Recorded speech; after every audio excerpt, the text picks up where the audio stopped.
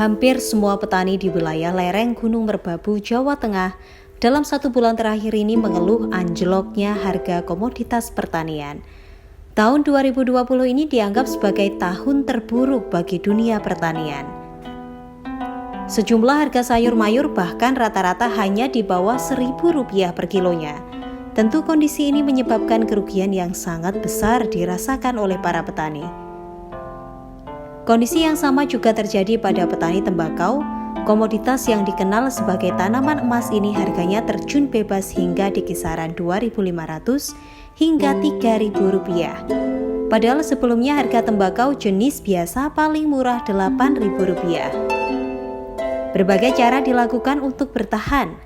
Petani tembakau di Kecamatan Pakis, Kabupaten Magelang melakukan upaya alih tanam dengan mengubah lahan tembakau menjadi pertanian hortikultura. Seperti yang dituturkan Agustoni, petani Kecamatan Pakis, Kabupaten Magelang saat ditemui di acara Jum'ah Berkah yang digelar oleh Muhammadiyah Tobacco Control Center Universitas Muhammadiyah Magelang. Bapak pemirsa, saat ini saya berada di ruangan pers conference kegiatan MTCC Muhammadiyah Tobacco Control Center. Saya bersama salah satu petani, Pak Tony, yang dari mana? Ketundan, Pak Tony? Pakis. Dari Pakis. Pak Tony, bagaimana kondisi pertanian saat ini? Untuk saat ini pertanian di lingkungan saya sangat jatuh, dikarenakan harganya itu tidak ada yang tinggi, semuanya di bawah Rp1.000. Jadi menurut saya sebagai petani ya, tahun inilah tahun yang paling terburuk bagi dunia pertanian. Biasanya meskipun paceklik masih harganya tidak separah ini. Enggak separah ini ya. Jadi masih agak tinggi. Ini semuanya hampir rata-rata di bawah Rp1.000 harga komoditas pertanian. Jadi, tentu dengan adanya pandemi ini petani adalah salah satu yang terdampak dan sangat merugi sekali gitu. Dimana harusnya ini masa-masa tembakau ya Pak ya. Nah, bagaimana menurut pendapat Bapak ketika kemudian harus masa yang musimnya harus tumbuh tembakau dan juga memanen tembakau, tetapi harus kemudian dengan kondisi saat ini harga juga semakin anjlok begitu. Terus terang aja harga tembakau juga tahun ini emang tidak begitu bagus. Itu di sekitar 2.500 sampai 3.000. Biasanya itu harga di petani hijau. Untuk tahun kemarin tuh hampir 8.000. Jadi agak baik. Entah itu karena kondisi saat ini pandemi ini atau pasar emang belum membutuhkan begitu banyak atau industri. Kita petani kurang tahu. Jadi sebagai petani, saya petani tembakau sudah 10 tahun. Dan 2 tahun terakhir tidak pernah tanaman tembakau. Kita agak bergeser sedikit untuk tanaman budidaya sayuran. Tanaman budidaya sayuran atau mungkin bisa disebut alih tanam dari petani tembakau kemudian ke budidaya sayuran. Seperti apa itu Pak potensinya? Hambatan kita selama ini kan pada keadaan cuaca. Dunia pertanian di lereng Merbabu itu masih tergantung kepada cuaca. Jadi kebutuhan untuk air itu sangat penting untuk budidaya tanaman sayuran. Kalau tembakau kan tidak begitu membutuhkan air. Kita harus siap untuk pengadaan air. Target ke depan 5 tahun ke depan kita harus bisa mampu untuk pengadaan air di lahan pertanian tembakau untuk pindah ke tanam hortikultura. Apakah Bapak ini merupakan salah satu solusi mungkin ya sebagai petani di luar sana, meskipun ini juga belum menjawab, meskipun dari petani tembakau alih kemudian ini juga belum menjawab dari keresahan petani. Gimana menurut Pak Tony? Ya kita ya terus bersemangat terus sebagai petani untuk memajukan dunia pertanian kita agar petani bisa lebih terangkat ekonominya.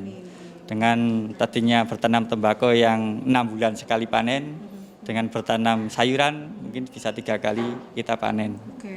Jadi dengan harapan beralih tanam dari tembakau ke hortikultura, ini menjadi kita salah satu petani untuk bisa keangkat ekonominya. Amin. Upaya yang dilakukan Tony ternyata tidak berlaku untuk lahan pertanian tembakau di Temanggung yang dikenal panas dan hanya komoditas tembakau serta jagung yang bisa bertahan. Para petani tembakau di Temanggung tidak punya pilihan lain selain menanam tembakau di lahan mereka. Alih tanam adalah sesuatu yang mustahil karena selain tembakau hanya jagunglah yang dapat bertahan di lahan pertanian mereka sebagai tanaman pendamping. Banyak beberapa orang yang menyebutkan bahwa alih tanam ini bisa menjadi salah satu solusi bagi para petani tembakau. Meski diketahui bersama bahwa itu tak semudah itu, di mana ada musim-musim tersendiri yang saya sendiri kurang paham. Bapak berdua mesti lebih paham bagaimana Pak. Kalau alih tanam, kayaknya kalau musim-musim kemarau itu di daerah kami nggak bisa karena cuma tanaman tembakau yang kuat dengan kondisi musim panas seperti itu, lainnya nggak kuat. Makanya kalau mengganti alih tanam tembakau di daerah kami nggak bisa, kecuali ada tanaman pendamping itu bisa. Oh, oke. Nah itu aja. Jadi bukan benar-benar alih tanam tapi ada tanaman pendamping. Pendamping itu bisa, tapi kalau mengganti tanaman tembakau itu kayaknya belum bisa. Jelas tidak bisa. Bagaimana menurut Pak Ajib sendiri dengan kondisi banyak orang yang menyebutkan mungkin ini bisa jadi salah alih satu tanam? Ya. Kalau alih tanam sepertinya tidak mungkin karena ada 2 tanaman yang paling bisa bertahan di musim kemarau. Kalau Mbak tahu, ketika kita ada pohon tembakau ya, terus kita kelupas, itu di dalamnya pasti ada seperti gabus atau apa ya. Itu yang menyimpan air sangat luar biasa. Dan itu ada hanya pada jagung dan tembakau. Kalau kita ganti, dulu pemerintah sempat memberikan bantuan atau perintah menanam jarak. Ya, jarak. Tapi apa iya kita bisa panen jarak dalam 1 tahun, kita bisa tanam jarak dalam 4 bulan, kita panen dan lain sebagainya?